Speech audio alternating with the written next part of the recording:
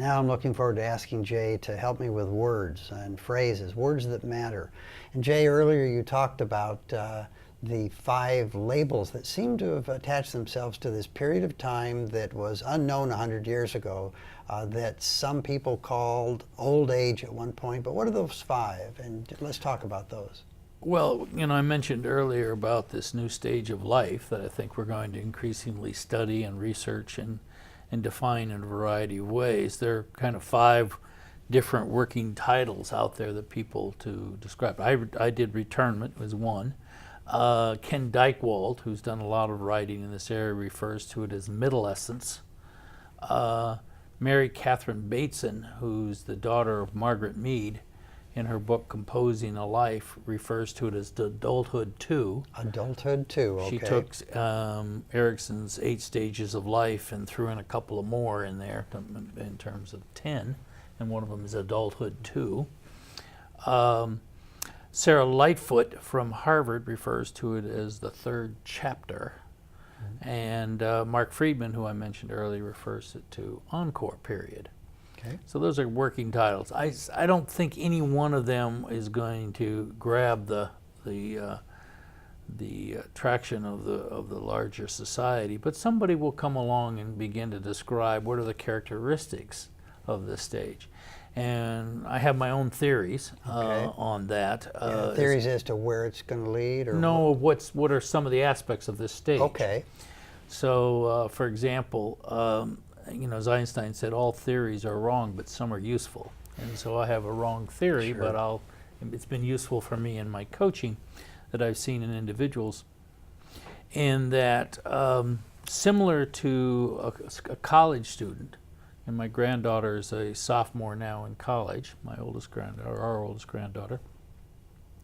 And every college student that goes off to school has 2 major questions they have to answer. The first is an identity one, an internal one. Who am I now that I'm not part of my primary family? What's my identity? And you see in colleges all over the United States people experimenting with those variety of identities.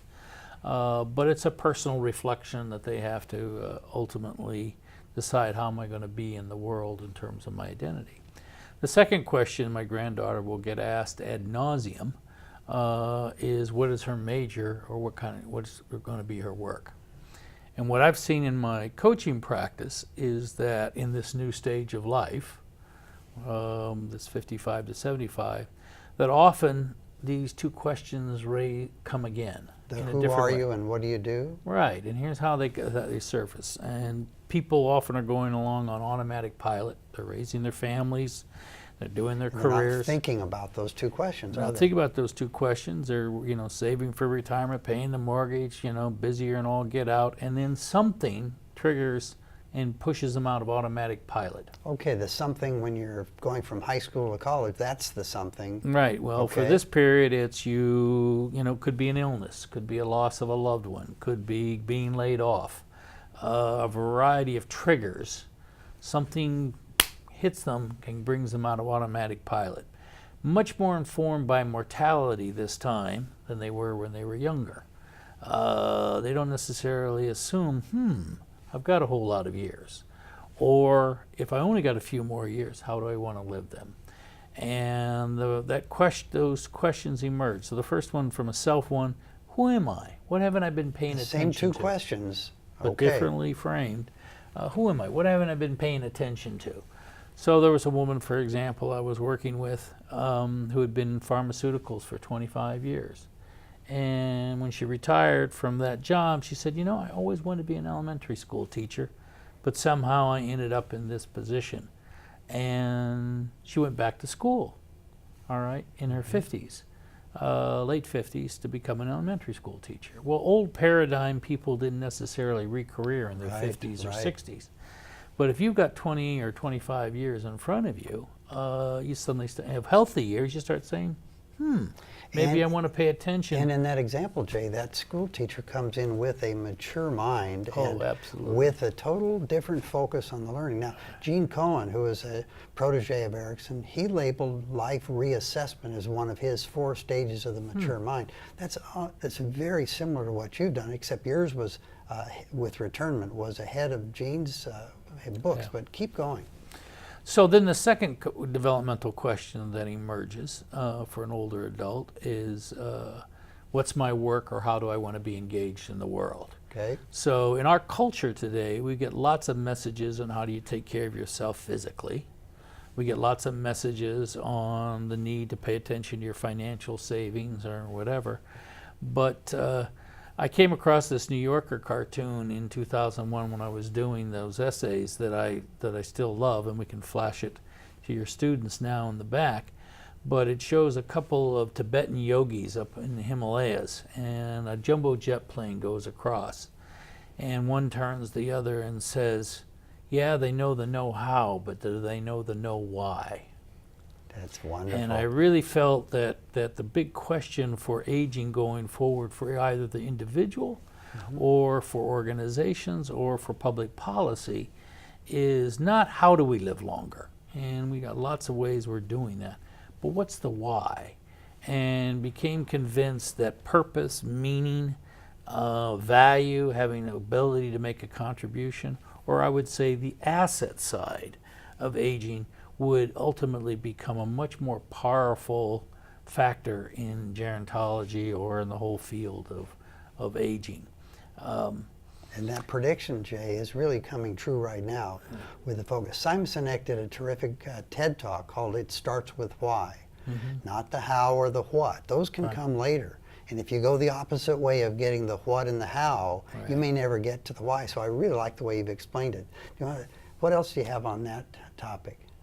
So again, back to the developmental stages. So the question for individuals at this new stage of life, if they've had a primary career, or they've had raised a family, or they've lost a loved one, or divorced, or whatever, how do they want to be engaged in the world?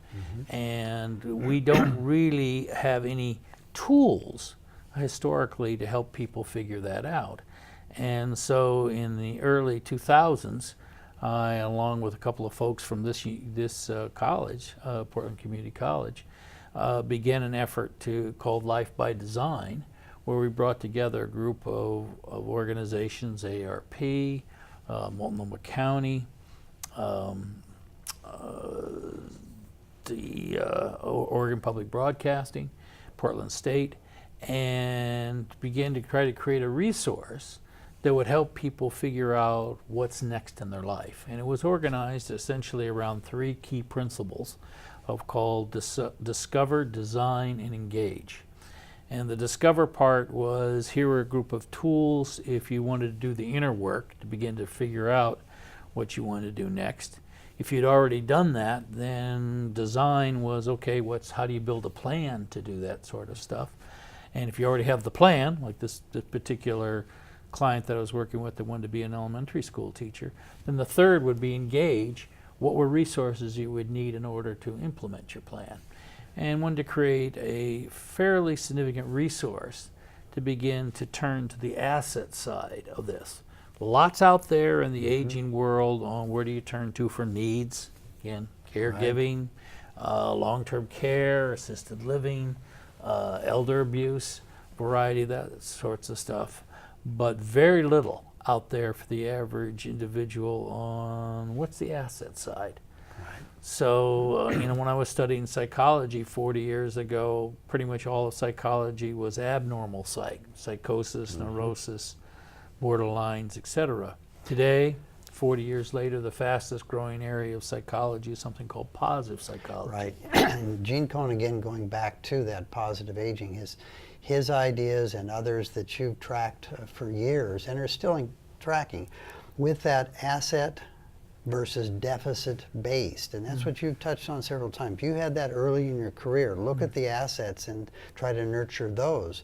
When you would talk about a deficit based profession with the abnormal psych as one example, it's finding that by only focusing on those that might have a challenge that is different than normal, bring them to normal, you miss that one thing that we're seeing really emerge, and that's that so many of our species have thrived doing something. And that's where positive psychology seems to be focusing on. What are they doing? I'll have what they're having, and then that becomes part of the model that you've developed for Northwest Life by Design, finding how to make something that can bring people together to solve a problem that we can predict will be happening. Yeah, and I think it's both a potential win for the individual on Yes. this asset side, but it's a potential win for the family. It's a potential win for the community at large, for employers, et cetera, to whatever degree you do a strengths-based approach. And so I saw the same thing with children. I was on a school board back in the 70s where it used to be the way you approach children's education is what were their deficits. Then through Gardner's work we realized there are multiple intelligences, and one of the best approaches with children is you build on their strengths. Well, it used to be with people with disabilities what they weren't able to do versus, okay, just because you have a disability it doesn't mean you can't be a productive and engaged person in the community. Aging is one of the last areas in this country at the federal level, state level, local level. For the most part, it's entirely designed, and the media further reinforces this, pretty much a message of here are the deficits. Right. And since this is a class of gerontology, I would say to you, we've organized the entire field almost like in terms of education, if every kid was a special ed student.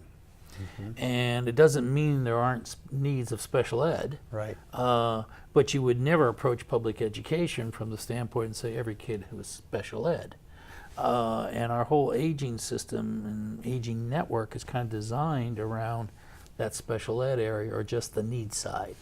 And my experience has been even folks who have needs actually will age better if you approach it more from the side of what do they have to offer. Exactly. You know, what can they contribute? What can they, and once you leverage that asset they've got, the one strength or the few strengths that they have left, and strengthen those, the person has a chance to start thriving on their own. And that's, I think, the future of a community taking charge and getting some plans. So we'll take a break and we'll come back with a little more from Jay Bloom.